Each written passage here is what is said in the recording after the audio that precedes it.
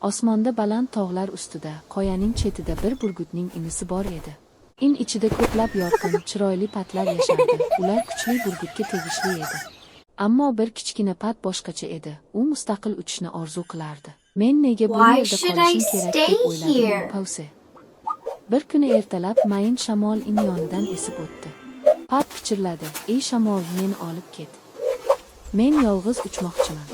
Shamol kulib dedi: "Ishonching komilmi, kichkina pat. Yolg'iz uchish oson emas." "Ha, men tayyorman", dedi pat faxr bilan. Xovosh. Shamol patni baland moviy osmonga ko'tardi. Pat aylanib, raqsga tushib, erkinlikni his qildi. Bu ajoyib edi. "Qaranglar, men hech kimga muhtoj emasman", dedi u quvonch bilan. Ammo oradan ko'p o'tmay shamol charchadi va sekinlasha boshladi. Pat asta-sekin pastga, yolg'iz holda tusha boshladi. U tinch vodiyning tubiga qo'ndi. Atrofda na in bor, na burgut, faqat sukunat. Kunlar o'tdi, Pat yana uchishga urindi, ammo iloji bo'lmadi. "Erkinlik shunaqa his bo'lishi kerakmidi?" dedi u xo'rsinib. Shunda yumshoq bir shabadadan ovoz keldi. U mehr bilan jilmaydi.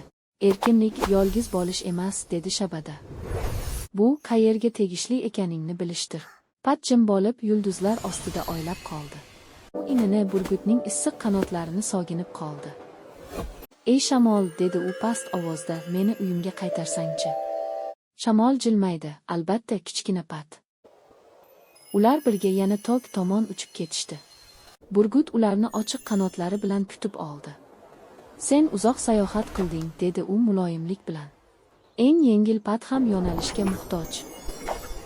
Pat quvonch bilan burgutning qanoti ostiga joylashdi.